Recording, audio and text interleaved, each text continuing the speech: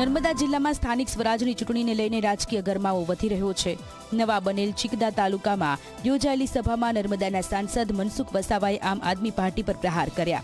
આમ આદમી પાર્ટીને આલિયા મવાલિયા લોકોની પાર્ટી ગણાવી। આમ આદમી પાર્ટીના વિકાસના કામો કરી શકે તેવી ક્ષમતા નથી તેવો દાવો પણ કર્યો।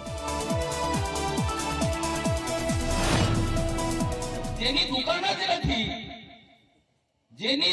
જ નથી એ ઉધાર આપવા નીકળ્યો છે। જેની પાસે દુકાન જ નથી એ ઉધાર આપવા નીકળ્યો છે। આ ઠગવા નીકળ્યા છે। આ લોકો વિધાનસભામાં લોકો ને છેતરીને લઈ ગયા। મફત આપીશું, મફત આપીશું, મફત આપીશું। જંગલ વિસ્તારમાં જેમ કે અમને હાડકી કાઢવાના આદિવાસીને લોકો માની ગયા અમને વાતમાં ધારાસભ્ય બની ગયો। પણ હું તમને વિશ્વાસ અપાવું છું, આ તાલુકા પંચાયત જિલ્લા પંચાયતમાં આપણે એમનું ભાન કરાવી દઈએ, એના સુપડા સાફ કરી નાખે। આમ આદમી પાર્ટીના સુપડા સાફ કરી નાખે।